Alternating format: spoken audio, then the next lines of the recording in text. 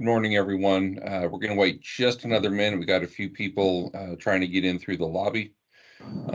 I do ask that everybody that is online, please make sure that your microphone is muted so we don't have any distractions as we're going through this. This meeting is being recorded.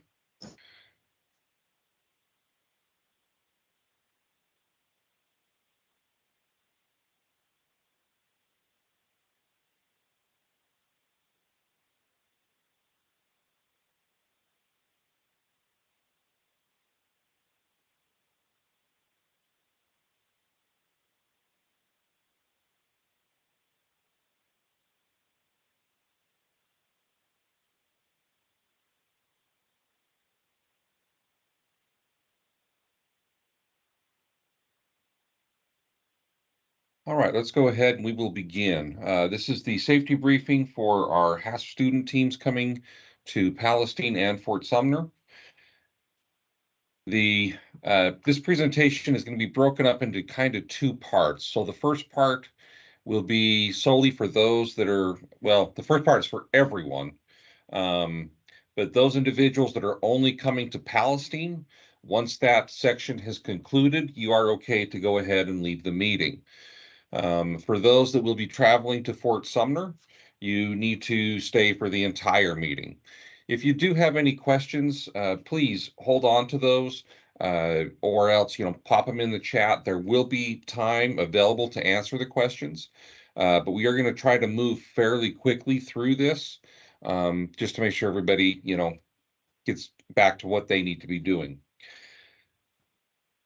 All right, so just a little bit of an overview. We're going to go through, why we're concerned about safety, the different policies that we have, some of the expectations that we have for you as you visit our facility. We're going to talk about, some of the emergency response things and the things we need to be aware of in the event that there's, something unexpected that happens. So this briefing is applicable to everybody. So our CSBF employees, NASA visitors, science teams, everybody's expected to follow the rules. They are, instituted and provided to help make sure that everybody is safe and everybody goes home safe at the end of the day. Why are we worried about it? It's because I tell you have to. Is it because no OSHA or NASA? That's really not why we're worried about being safe.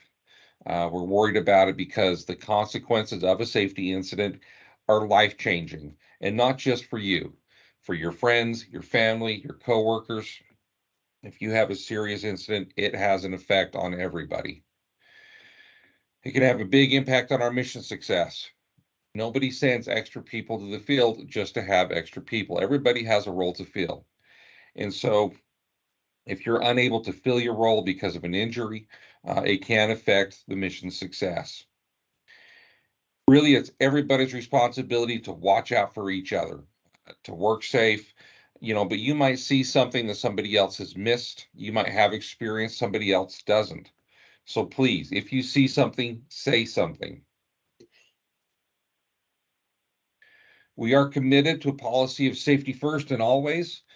Safety absolutely does have priority over schedule. I know that we are in a hurry to get things done. We've got a very short time span. However, at no point in time are we going to put people in jeopardy just to meet a schedule. We do maintain a zero tolerance policy for an unsafe work environment. So if you do see something, either an operation, an environmental concern, something that doesn't meet this safety standard, please let your team lead know, let me know so that we can address this and get it corrected. While doing your operations, if you're ever in doubt, something doesn't quite look right, it doesn't feel right, it doesn't really seem like it should be doing this, please stop.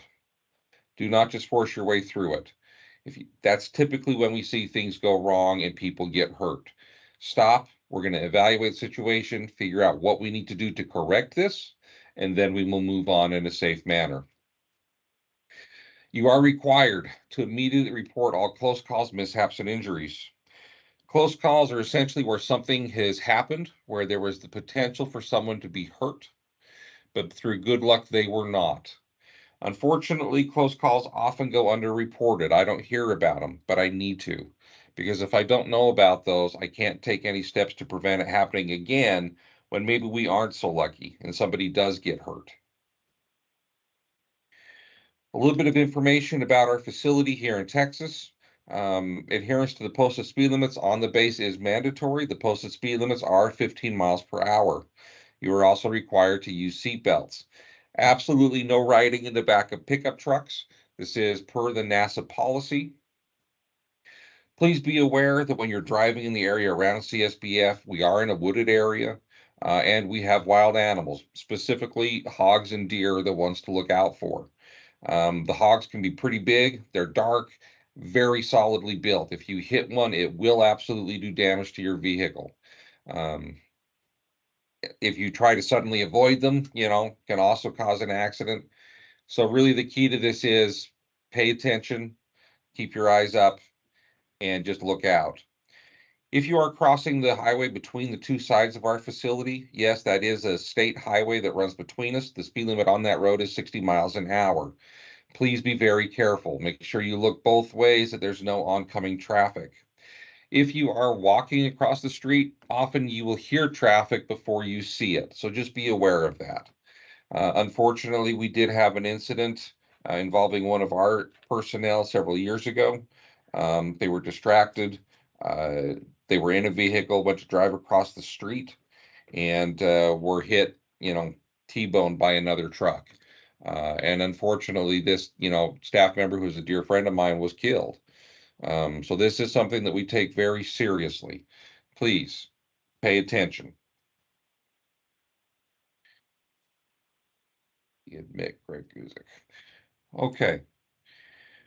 We are a drug and alcohol-free workplace. Possessing, consuming, or selling alcoholic beverages or lawful drugs on the premises is absolutely prohibited. We are strong supporters of local DUI, DWI policies and laws. Please, it is your responsibility to know what those are and to follow them, to act in a responsible manner. Firearms and other weapons are prohibited on the facility. Really, there's no need for you to bring them onto our facility. Leave things home. You will see a number of my employees that are carrying knives. These are tools that they use in their job. You are allowed to have a knife. It is a tool. It's a good tool to have. But we do ask that any knife that you bring be of a reasonable size and design. Not really a need for somebody to walk around with a 12-inch Bowie knife strapped on their hip. In the event that we have an emergency alarm sound, whether this is a fire alarm or an O2 alarm, you are to evacuate that area immediately and report to a designated evacuation point. Please, when you arrive at that evacuation point, remain there until you are given permission to leave. We really don't want to be wondering where somebody is and possibly putting people at risk going back in a building to find someone when, they're just sitting out in their car somewhere. So please go to the evacuation point, stay there until you're accounted for and given permission to leave. We have 2 evacuation points on our facility. The one that is going to be applicable to you guys is on the west side, and it is our outdoor covered dining area. It's very easy to see. You'll know right where that's at.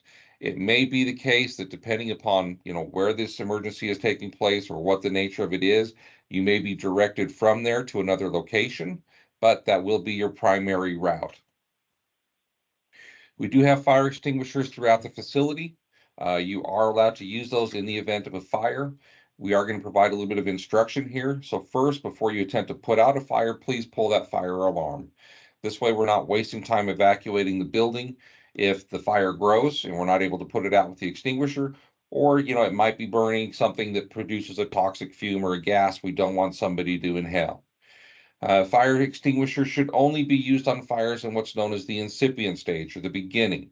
Essentially, it's no larger than a small trash can. It doesn't involve any explosives, highly flammable chemicals. Things are going to cause it to grow and spread very quickly. It is important that we do use the appropriate type of extinguisher. Fortunately for us, 99% of everything we deal with on our facility will be extinguished using an ABC type. These are safe for wood, paper, flammable liquids, gasoline fumes, and electric. These are the extinguishers you are going to find in our areas. To properly use the extinguisher, remember the acronym PASS. You're going to pull the pin, aim it at the base of the fire. We want to be aiming at the fuel source itself. Squeeze the handle and trigger, and then sweep it from side to side. The goal is to put as much of that firefighting substance onto that fuel source as we can. Most importantly, please never put a fire between you and the exit. If you do not have a clear escape route at your back, do not try to put out the fire. Pull the alarm, evacuate with everyone else. All of our work areas do have certain safety provisions. These are including things like eye washes, first aid kits, emergency exits. Please, when you go into your area, look it over, see what is there, see where it is. The time to find where the nearest eye wash is isn't when you've already got something in your eyes. Make sure you're aware of these things before you begin operations. We do have several buildings that your teams will be working out of. Please, again, familiarize yourselves with those exits. These buildings do have large opening doors. They can be overhead or they can be sliding. Please be careful with those. Don't walk through them when they are in motion. They are big, they are heavy. If you were to be pinched between them, you are going to be injured. One of the best things that you can really do to help make sure we've got a safe facility and a safe work area for you is some good housekeeping. Okay, please keep organized. If you have unnecessary things, shipping crates or tooling or whatever that you don't need in that area, please take it out of that area. Give yourself as much space as possible. The HASP student team is a very large student team, and space will be at a premium. So please be mindful of that. Please don't put cords and wires cords or wires in the walkways. If we absolutely have to, we will use a cable trough. I do have some pictures that I'll show you that in a minute. We want to make sure we keep trip hazards at a minimum. So please don't stack things in the pathways around desks. Please clean up your area each evening. Put tools back where they belong. Please make sure the chemical containers, if you're using any chemicals, go back into the appropriate storage cabinet. We want to make sure we keep our floors clean and free of any substance that could create a slipping hazard. So we immediately think of liquids, but there are other things as well, especially on painted concrete floors, like fine powders or dust. If you come across a spill, if it's immediately obvious what it is, like, hey, there's a puddle of clear liquid underneath a drinking fountain, we're pretty sure, hey, that's water. Go ahead, grab some paper towels, we can clean that up. If it's something that is not immediately obvious, please do not try to clean it up. Notify myself, notify your team lead. That way we can make sure we've got somebody evaluate what it is, where it came from, and how we properly clean that up. As I said, we must keep our emergency exit paths clear at all times. Please do not store anything in those pathways, either inside or outside the building. If you are stacking any shipping crates or boxes outside, make sure that they are in no way impeding the emergency exits. One little final note on housekeeping here, CSBF is not responsible for cleaning up after you. This does include Dr. Guzik, Dr. Granger, the staff from LSU that are, kind enough to work with you guys to do this. They're not responsible for cleaning up after you either. So please take care of yourself. Brian, I would just add one thing on the extension cord thing. So we, the HASP management, we're going to set up power stations for all of the teams. So you guys should not be having to route any cables. But if you need additional cabling, don't just set something up. Talk to me, Aaron, or Doug, or some of the other LSU staff, and we will appropriately route that and get the cables secured. That's great. I really appreciate that. And that's great forethought too. And I think also, Aaron and Brian, that applies not only to Palestine, Texas, but to Fort Sumner as well. Excellent. Correct. Excellent. Okay. All right, let's move on to just some general shop safety things that we want you to be aware of. We do a number of hazardous operations on our facility. Things that involve, lifting equipment, high pressure, ordnance. Please be aware of what is going on in work areas and what associated hazards may be. You may not be involved in a hazardous operation. In fact, most likely you won't be. However, if there's an area that has been sectioned off, we've put up cones or barriers, you've given warnings, please stay out of those areas. We do not want anybody inadvertently being injured. As mentioned before, if at any time you hear an alarm, a fire alarm or a low O2 alarm, please immediately evacuate, go to those assembly points. If there's a piece of equipment that has been locked out or tagged out, please do not ever try to remove that lock or tag. Do not try to operate that equipment. It has been done so for a reason. We want to keep everybody safe. There will be some areas of the floor that are going to be marked as keep clear zones, either with black and yellow tape or red tape or paint. Typically, these are going to be found around doorways or extinguishers. Please just don't stack anything inside of these. Also, please don't block access to this area. If we, stack boxes all around those, well, hey, we're not inside it, but I can't access it, it is still an issue. As I talked about before, we really want to minimize our clutter on the floor and the cables and hoses. I really appreciate, Aaron and Doug and Dr. Guzik, running that cabling for us. That's great. If you guys do need any cable covers or troughs, please let me know. We'll make sure that you get those. Chemical safety is very important. Any chemical that you are bringing on the site, all chemical bottles absolutely must be labeled. We need to know what is in these bottles. There's nothing worse than just a clear plastic bottle with a clear liquid inside of it and no idea what it is. It could be something as simple as, distilled water. Or, hey, this could be, a very strong base or even some acids. If you're dispensing a small amount of a solvent, isopropyl alcohol or something into a cup for immediate use, it's just a very small quantity. You do not need to label that cup. If it is a larger container that's going to sit on that desk for a little bit, please just grab a marker, write on the side what it is. It is very important that we never use a water or a drink bottle as a secondary container. Very bad things happen if people drink some of these chemicals by accident, and we never want to take that chance. So please never, ever use any drink container as a container for these chemicals. At the end of your shift, as I mentioned, please put them back in the storage cabinet. If you have any questions concerning how they should properly be stored, refer to the safety data sheets. If you do not have a safety data sheet, let me know and I will get you one. Going along with never using a water or drink bottle, please also don't eat or drink in areas where chemicals are in use. If you get some of this stuff on your hands, you then touch your food, you then eat the food, now it's inside of you again. Electrical safety, please don't daisy chain. This is, connecting power strips in series. It is a fire hazard.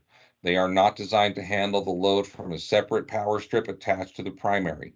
Please don't connect devices that draw a lot of power to these power strips. Maintain the cords in an orderly fashion.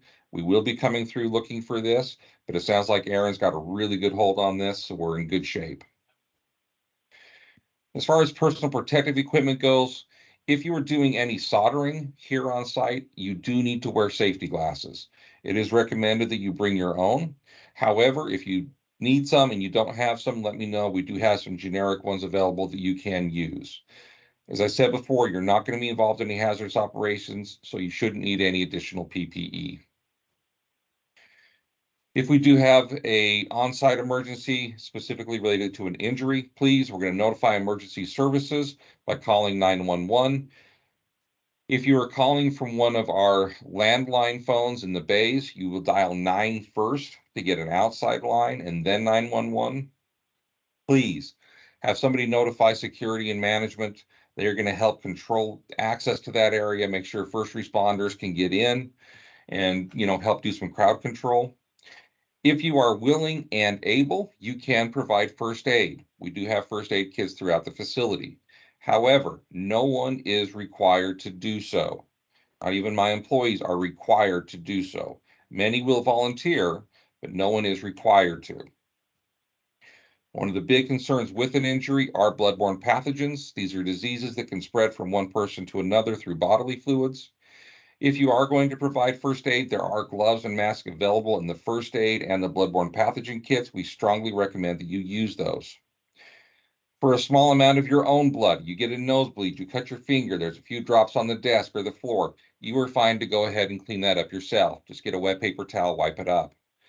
However, if you come across somebody else's blood, if it's not yours, just don't touch it, okay? Let us know. We will have somebody trained in biohazard clean that up.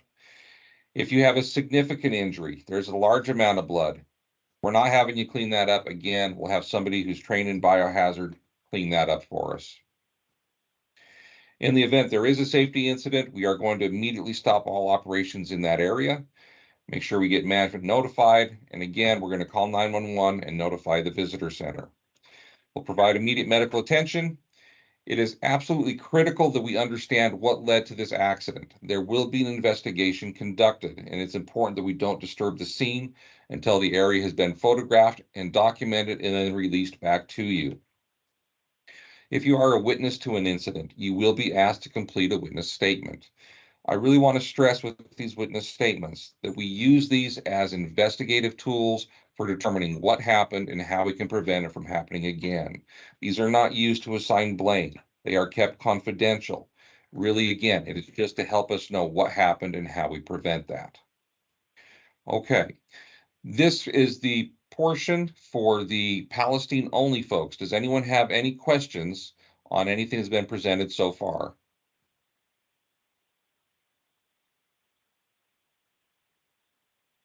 Okay, I'm not hearing any.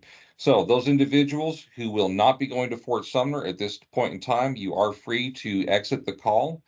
If you are watching as a team, please make sure that you forward a roster of everyone that viewed these slides with you to Doug Granger so that we can keep tabs on who's had the briefing. It is a requirement for everybody coming. Okay, that being said, let's go ahead then and we will move into the Fort Sumner briefing. Now, this is a little bit different than what we've done in the past. In the past, we've made everybody actually go through the two separate briefings. This year, we're trying to streamline it a little bit for you. So some information specifically on Fort Sumner. Again, please obey all the speed limits posted on the base. Be aware Fort Sumner is in a very remote and rural area. It takes a long time and a fair distance to travel to get to the bigger city. If you are going to travel between cities, make sure your vehicle has enough gas. If you're going to go exploring somewhere, please let somebody know where you're going and when you expect to return. This way, if we say, hey, I haven't seen John in a while, does anybody know where he is? Somebody say, oh yeah, he's out, he'll be back at this time. Or they say, oh yeah, he went this place, he should have been back already. Maybe we need to look. Again, be mindful of wildlife. There are deer and antelope. They will be on the roads, especially in the evening and morning hours. We also have a lot of creepy crawlies. So rattlesnakes, scorpions, tarantulas, spiders, lizards, they will be found outside and sometimes inside the buildings, especially the large old hangar area. It is not necessarily well sealed to the environment. So don't just stick your hand blindly into boxes or spaces. Look first. Shake out your shoes before you put them on. We do not allow any open-toed or open-heel shoes on site. So if you show up wearing flip-flops or sandals, you are going to be sent back to your room to get some tennis shoes or something to put on. Got to be closed. It can get very hot. Make sure you remain hydrated and use sunblock. The Fort Sumner facility that we use is an active runway that is accessible to the public. So there will be planes that will be taking off and landing. So we need to make sure that we're staying only on the safe parts that are part of our leased space. So as you look at this picture here, this is an overhead view of our buildings. Excuse me. We have this large main hangar here. Your teams will be located in this hangar. We also have a NASA building over here where some of the other science teams will be located. Our rigging personnel will be using this space here underneath the main hangar. There is a trailer that is going to be next to the NASA building. This is where the NASA personnel will be, and I will also be in one of these areas. Now you will notice here we've got some very light colored concrete areas. These are our safe areas to be on. If it is this darker colored tarmac area, you are not allowed to be on that, okay? Please stay on the light colored concrete. There is parking up here by the NASA building that is accessible by some of these other little gravel and dirt roads. Brian, Yes. can you go back one? So everyone that will be entering that is associated with our group will use that dirt road right above main hangar. You do not drive by the flight ops section. Yes, thank you. We don't want anyone from our team anywhere near the tarmac. They use the dirt road on the top side of the main hangar to get to that parking lot. Sorry, Okay. I just No, wanted to that's stress great. it because we've had that before and it became a problem. So Okay, I appreciate that. Okay, so similar to what we already talked about in Palestine, as you go into these areas, make sure you're familiar with where the exits are. Again, we do have large doors. Please don't move through those when they are in motion. We already talked a little bit about being an alcohol and drug-free facility. There is a couple of additional little points to this in New Mexico. We do allow you to have a temporary storage of an unopened alcoholic beverage in your vehicle. So, hey, it's lunchtime, you ran to the grocery store, you picked up a few supplies. If it stays in your vehicle, you don't open it, you don't drink it on site, we don't care, okay? That's fine. Additionally, NASA does have a small kitchen building on the property. It is a NASA building, and therefore you are not allowed to have any alcohol in there. If in the event we do have an active shooter situation, which is very uncommon, but it is something becoming more common, just some basic information, 3 things that you're going to do. You're either going to run, you're going to hide, or you're going to fight. Best option is to run, get away, move as quickly as you can, take other people with you. However, if somebody freezes up, they don't want to move, you have to leave them behind. Scatter, don't just group up outside. If you can't run, you're going to hide. So get in areas, lock and block doors, turn off lights, silence your phones, and not just put them on vibrate, because as we all know, somebody starts calling, you can hear that vibration. It's also important that you know the difference between concealment and cover. Concealment will hide you from sight, but it will not stop a bullet. Cover will do both. If you can't run, if you can't hide, then you have to fight. Be aggressive, use improvised weapons. There are lots of things in your areas that you can absolutely use to attack somebody. Do not hesitate. You cannot afford to wait. When it is safe to do so, contact 911. You can do this through either calling or texting. Try to give as much pertinent information as you can. Where are you at? Where do you think the shooter is? How many? What do they look like? These can be very fluid situations and they can change very quickly. But the more information that we can give, the better prepared first responders are going to be. When police arrive, please make sure you follow all of their directions. It is important you understand they are not there to care for wounded or get people out of the building. They are there to stop the shooter. The following responders, the paramedics, will come in once they have neutralized the situation. Please do not do anything to make them think that you are a risk. If you see the police come in, don't immediately jump up, start waving your arms and yelling, okay? They're going to see somebody making some very large threatening gestures. Keep calm, use your head. That is really the best advice we can give for any situation involving an emergency. In the event that we have any of our batteries that go into an off-gassing or a thermal runaway situation, they spark, they overheat, we are going to immediately clear that area. Per the safety data sheets that the supplier gives us, fire extinguishers will not stop a thermal runaway condition. Only emergency personnel will be allowed to enter the area during the time, and only if necessary to prevent greater damage or risk. Areas where we have a battery that's in thermal runaway condition will be secured and closed to entry. Now, depending upon the type of battery and the size, this could be up to 36 hours. So just be aware of that. If you do need to use a ladder, please inspect it before use. Make sure that it is in good, suitable condition. Read the label and follow the guidance. It is an OSHA and ANSI requirement. The labels have to be present and they have to be legible. Please use them on a clean, even surface. Make sure if you're using an A-frame ladder that all 4 legs are secure and flat and that you have locked the cross brace. If possible, have somebody stabilize the ladder. We recognize that's not always possible due to space constraints or, items that are being used, but if you can, it's a good practice. It's very important you make sure the ladder is tall enough for the task. Please do not stand on the last rung. Also, if you're standing on the second to last rung, you're on tiptoe, you're off balance, you're leaning over, hey, find a taller ladder. NASA employees and contractors are subject to a work hour policy. Science teams do not have that same policy restriction, but we want you to be aware of it so that if you need additional support, if you need something that may have to take place after hours, perhaps it's a crane or a forklift operation, you need to work with our CSBF personnel well in advance so that they can plan that into their schedule to make sure we've got somebody available.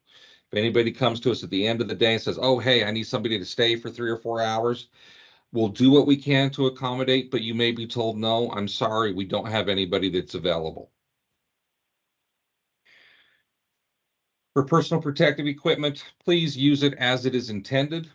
Please do not make any alterations to any personal protective equipment. We cannot wear baseball caps under the hard hats. The bill prevents it from sitting level. Please do not cut fingers off of gloves. They're on there for a reason. We do have some specific PPE that is required. Members of the science team are required to bring their own safety glasses, hard hats, hearing protection, hand protection, and high visibility vest, and steel toe shoes. If you do not have these, you forget to bring them, then you're going to need to go to Clovis to pick some up. Now, as far as hard hats, hearing protection, hand protection, I may have some loaners that are available. But the high visibility vests and the safety shoes, absolutely, you need to bring your own. Eye protection is required anytime there's a risk to your face or your vision. So this would include using chemicals or cryogens, any tools or machinery that generates dust, shavings, filings, or sparks when you're soldering, like we already talked about. If you're working with an ordnance or a pressure system, if there is a risk to your face in addition to your vision, like, hey, maybe there's a splash risk from a cryogen or a chemical, you need to wear a full face shield as well. Hearing protection will be provided for operations that exceed OSHA limits. Really, the odds of there being some of these high noise exposure levels are pretty low for your operations. However, if you suspect that there might be a high noise area, perhaps your ears are ringing or you have to constantly shout to be heard, let me know. We'll do an evaluation. We'll make sure we get you the appropriate hearing protection. Please use the appropriate glove for the operation that you're doing. For items that could cause abrasions or cut, a good leather glove or a cut-resistant glove is recommended. If you're working with temperature extremes, hot or cold, use a good insulated glove. When working with chemicals, please use a chemical impervious glove. The type of glove that you will need for that chemical will be told to you in that safety data sheet, so please refer to that and make sure you have the appropriate type of glove. We already talked a little bit about our hazardous operations. As I said, we do multiples of these. If an area has been sectioned off, please stay out of that area unless you're part of that operation. Only individuals that are part of the operation that have the right PPE and have gone through the safety briefing with the operations safety specialist will be allowed to participate in that. Possible hazardous operations could include ordnance or explosives, working with lasers. If you have any lasers that are associated with your payload, it is necessary that they get approval through the Goddard Radiation Safety Office. If they're a 3B or a 4 laser, then we have to have a laser safety plan submitted as well. Anybody working with cryogens, only trained people are allowed to do so. If there's a risk of asphyxiation due to oxygen displacement, then it is required that you also have an O2 monitor in the area. Minimum PPE for cryogenic operations are insulated gloves, a full face shield, and full body clothing. For pressure system hazards, again, only trained personnel shall work with those. Probably the most common hazardous operation that we have is our lifting, rigging, and transportation, particularly on launch days. So it is absolutely prohibited to work under a suspended load. We just cannot do it. Any lifting component that is used must be properly certified and tagged by NASA and be current. When working in any kind of a hazardous lift area, minimum PPE is a hard hat, high visibility vest, and safety shoes. Only licensed and trained operators can operate the equipment. So cranes and forklifts, if you're not trained and authorized, if you don't have a certification card from Wallops, you are not allowed to do so. In the past, we have allowed science teams to do a little bit of lifting. However, the Wallops lifting device and equipment manager has put some new restrictions on that. So it get pretty tough. So pretty much your best option is to work with CSBF and have them support. We talked a little bit about battery off-gassing and thermal runaway conditions already to help protect against that. Only trained people are allowed to work with these power systems. The batteries cannot be modified in the field without an approved procedure and getting permission from NASA and CSBF. Anomaly reporting is very similar to a safety incident reporting. So essentially with an anomaly, something has happened where it poses a possible risk to either personnel safety or to the success of the mission. It's something that was unexpected. A good example of this is you're working with an electrical piece of equipment and all of a sudden you see an arc somewhere that shouldn't have been there. Okay, that is an anomaly. We need to understand why that happened. We need to understand the configuration. So if you have something that happens, please, just like with the safety incident, we're going to clear that area. We are not going to change anything until we have been able to document the configuration. The exception to this is if there is something that you need to do to prevent it from becoming a more hazardous situation, such as, hey, if I don't flip the switch off, this could cause a fire.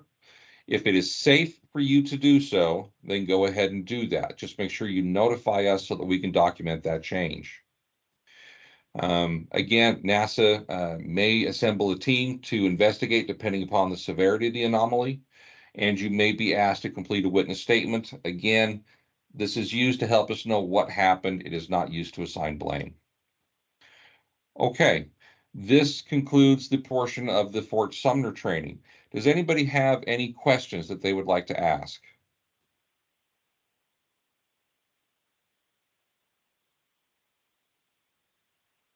Dr. Guzik, Aaron, Doug, anything that you would like to add? Brian, this is a good job. Thank you for, putting this together. This highlights the extremely important stuff that everybody needs to pay attention to when we're doing flight operations like this. So I very much appreciate your effort. Hey, I'm more Brian, than happy to help.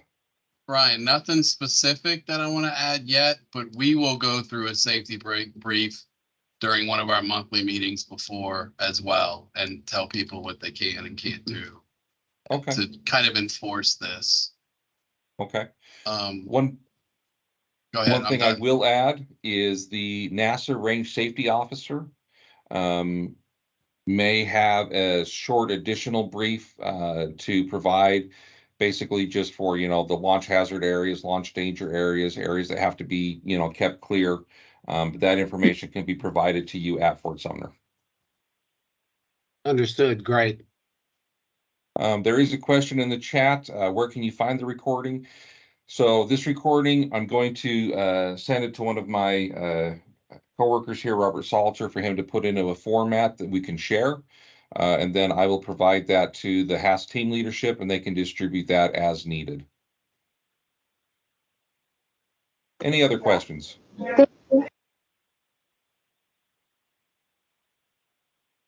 I'm sorry, could you repeat that? I was saying thank you for answering my question. You're Sorry. very welcome. No problem.